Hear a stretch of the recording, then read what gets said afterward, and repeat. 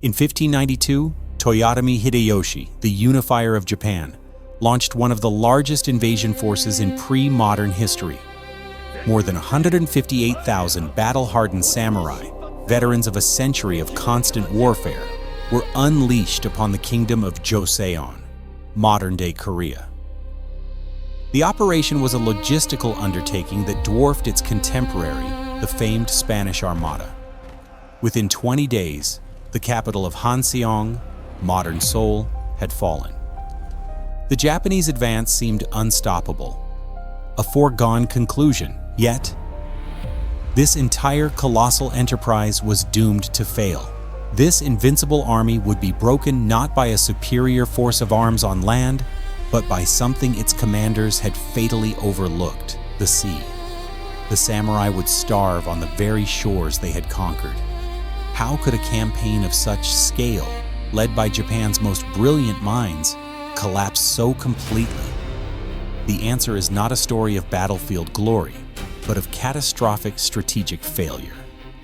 To understand this monumental disaster, one must look past the sword and analyze the fragile lifeline that was meant to sustain it. It is the summer of 1592.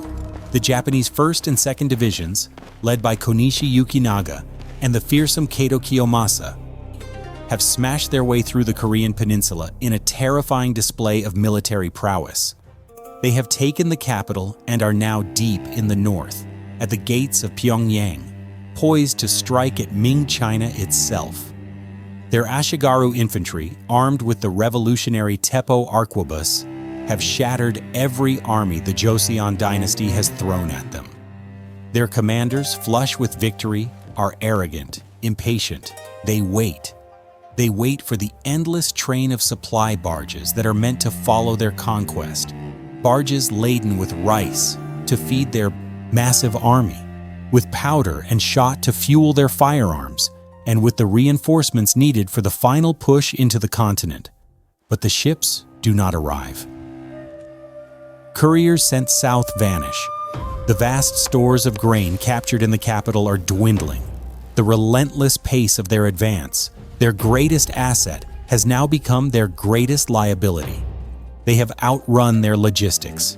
On the coasts, the commanders of the Japanese Navy stare at the ocean, gripped by a cold, unfamiliar fear. Their fleets, designed primarily as transports, are not a navy of conquest, but a fleet of supply, and that fleet is now being hunted. Unbeknownst to the triumphant generals on land, a new force has risen from the waves. Admiral Yi Sun-sin of the Joseon Navy has just executed a series of brilliant, devastating counterattacks, culminating in the decisive Battle of Hansan Island. The Japanese maritime lifeline has not just been strained, it has been severed. The unstoppable army is now stranded, a beast of prey caught in a snare, left to starve hundreds of miles from home. How did it come to this? How could Hideyoshi, a master of strategy, oversee a plan with such a catastrophic, singular vulnerability? To understand the trap, we must first understand the mind of the man who set it, and the one glaring flaw in his grand design. Toyotomi Hideyoshi's grand design for the conquest of Asia was a masterpiece of land warfare, but it was a colossus built on a foundation of sand. To understand the plan, we must view it not as a simple invasion, but as a staged performance, where every actor on land had a precise role, while the most critical actor, the sea, was expected to remain silent and obedient. The plan itself was born of Hideyoshi's political genius and his profound understanding of his own newly unified nation. Japan was overflowing with samurai, men bred for nothing but war, who now had no wars left to fight. They were a threat to his newfound peace. The invasion was his solution, a grand, external campaign to expend this dangerous energy, claim the glory of conquering Ming China, and secure his legacy. Korea was, in his eyes, merely the road. His strategy on land was a model of ruthless efficiency, a continental-scale pincer movement. The sources tell us he organized his 158,000-man vanguard into 9 divisions. The 1st, 2nd, and 3rd would land at Busan, burst through the unprepared southern defenses, and advance north along 3 parallel routes. It was a race, a brutal competition between his generals, like Konishi Yukinaga and Kato Kiyomasa, to see who could reach the capital, Hanseong, first. This internal rivalry fueled a terrifying pace, relying on the shock and awe of their teppo, the matchlock arquebus that the Koreans possessed in only trivial numbers. The plan worked to perfection. The Joseon armies, reliant on archery and traditional melee, simply dissolved before the disciplined volleys of Japanese firepower. But this entire land-based symphony of conquest was dependent on a single fatal assumption, that the sea would be a private highway for Japan. When we analyze Hideyoshi's strategic directives, we see a plan for logistics, not a plan for naval warfare. He saw his fleet as a vast conveyor belt.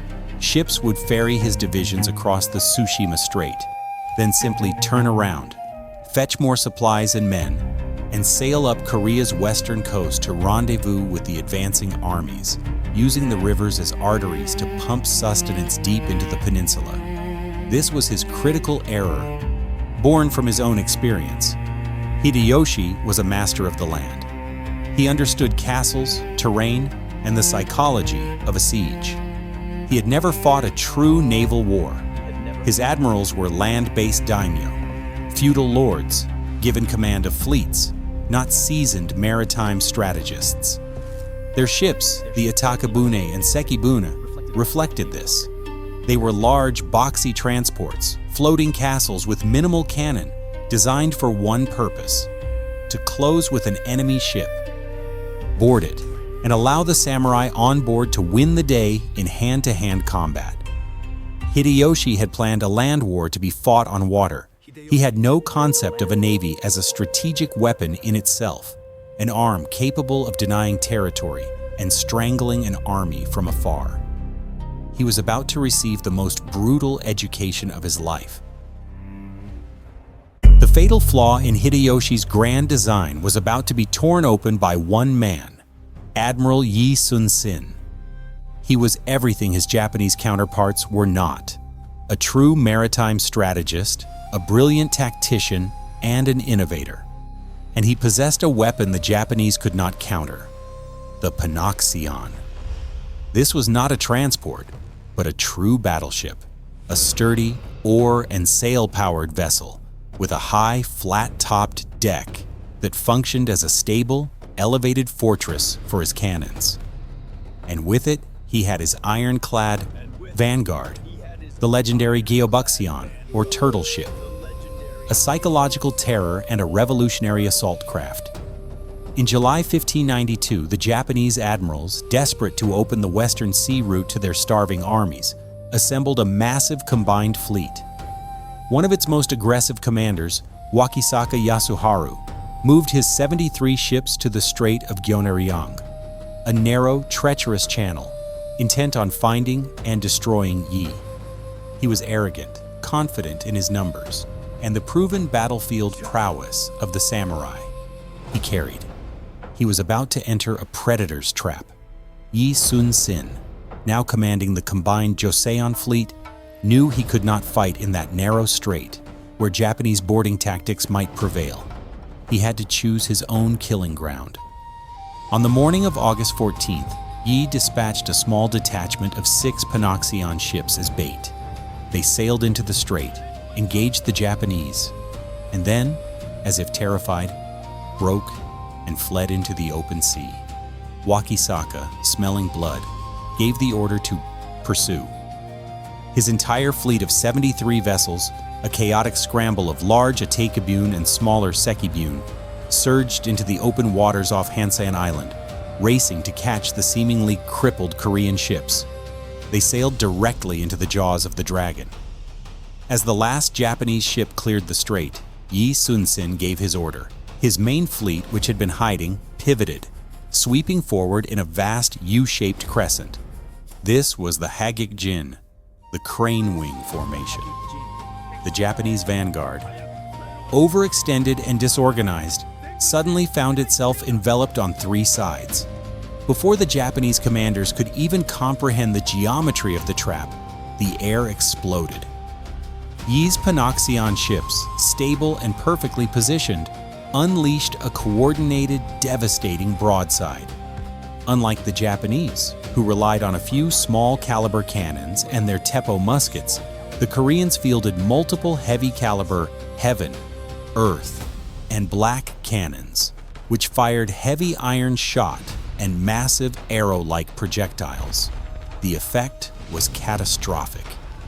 The tall, top-heavy Japanese Atakebune were systematically smashed, their upper decks swept clean of samurai before they could even get close enough to board.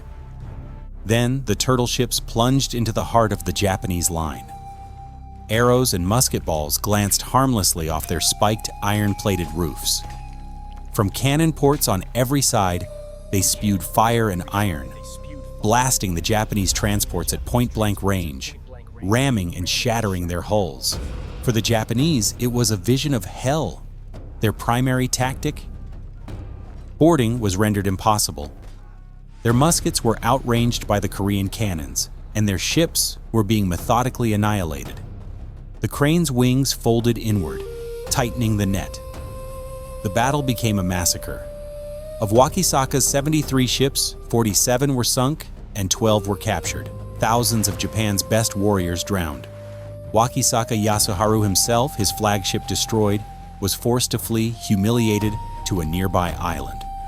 In a single afternoon, Japan's naval power in the Yellow Sea was not just defeated, it was exterminated. The sea lane was sealed. It is a persistent myth that Hideyoshi's mighty invasion was defeated on the battlefield, that the samurai were ultimately turned back by the sheer prowess of the allied Joseon and Ming armies. This is, at best, a half-truth. The historical record is clear. The Japanese war machine, particularly in the war's opening year, was not truly defeated on land. It was stopped. It was stopped not by a superior army, but by a more powerful force: starvation. The true architect of Japan's failure was not a general, but an admiral. And the true battlefield was not the plains of Pyongyang, but the waters of the Yellow Sea. This brings us to the core psychological failure of the entire campaign: Toyotomi Hideyoshi's profound, arrogant misunderstanding of sea power. Here was a man who had mastered the land. He had unified a fractured Japan through brilliant siegecraft, mass mobilization, and a keen understanding of terrestrial logistics. To him, the sea was merely an obstacle, a wide moat to be crossed. He treated his fleet as if it were a vast train of ox carts, a simple conveyor belt for his armies. He fundamentally failed to comprehend that the sea is not a road. It is a territory, a battlefield in its own right, one that must be seized and controlled. He planned for a land war and assumed the sea would simply obey. When we deconstruct this failure, the decisive factors are stark. First was the shocking technological mismatch at sea. The Japanese brought samurai to a cannon fight. Their naval doctrine was a direct extension of their land tactics. Their ships, the Atakebune, were large, top-heavy boarding vessels, floating castles designed to get close, grapple, and let the samurai win the day with cold steel. The Joseon Panoxion, by contrast, was a purpose-built artillery platform, a sturdy battleship designed to stand off and destroy the enemy with cannon fire. Admiral Yi's turtle ships were the technological exclamation point on this superior naval doctrine, armored assault craft impervious to Japanese fire. But this technology only mattered because it served the true decisive element: logistics. This was not a war of conquest. It was a war of supply. Every samurai on Korean soil needed to be fed with rice grown in Japan. Every Teppo arquebus, the very weapon that gave them their edge on land, required a constant stream of powder and shot shipped from Japanese ports. Yi Sun-sin understood this. He didn't need to defeat the 158,000 men on land. He only needed to sink the ships that fed them. By winning at Hansan Island, he severed the artery. The beast, for all its ferocity, was left to starve. The failure of the Imjin War was the single greatest turning point in 16th century East Asia. For Hideyoshi, it was a personal and strategic catastrophe. The war did not just end his dream of conquering China. It fatally hemorrhaged the power of the Toyotomi clan. The colossal expenditure of wealth, samurai, and material, all squandered on a distant, starving front, created a massive power vacuum in Japan. It was this void that allowed Tokugawa Ieyasu, the calculating daimyo, who had strategically preserved his own forces by largely avoiding the Korean quagmire, to rise. Hideyoshi died in 1598, his grand ambition in ruins. His death triggered the final Japanese withdrawal, and less than 2 years later, Ieyasu would seize ultimate power at the Battle of Sekigahara. The Imjin War, Hideyoshi's doomed project, was the direct bloody prelude to the Tokugawa shogunate, which would rule Japan for the next 250 years. For Joseon Korea, the consequences were devastating. The land was scorched, its infrastructure shattered, its population decimated. The war left a deep, collective trauma that would poison its relationship with Japan for centuries to come. The fates of the two great adversaries encapsulate the war's tragic irony. Admiral Yi Sun-sin, the maritime genius who had saved his nation, became a target of jealous rivals at the royal court. He was slandered, stripped of his command, imprisoned, and tortured. He was only reinstated after his incompetent successor led the Joseon Navy into a catastrophic defeat at Chilcholyang. Famously stating, "I still have 12 ships." Yi returned to the sea and, in one of history's greatest naval victories, annihilated a Japanese fleet of over 300 at Myeongyang. He was killed in 1598 at the Battle of Noryang, the war's final engagement, struck by a stray arquebus ball while leading the pursuit. His last words were an order to his son to beat his war drum, so his men would not know their commander had fallen. As a final, tangible piece of added value for our viewers, consider this. The war's brutality is not just confined to texts. In Kyoto, Japan, there stands a monument called Mimizuka, the Ear Mound. It is a burial mound containing the severed and pickled noses, mistakenly called ears, of tens of thousands of slain Korean and Chinese soldiers and civilians, sent back to Japan as proof of kills.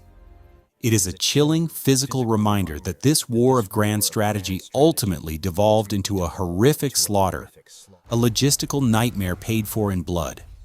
The decisions made on the decks of those ships, the miscalculations of a single warlord, and the genius of one admiral set 3 nations on a course they could not escape. The waves of the Tsushima Strait, it seems, carry echoes that never truly fade.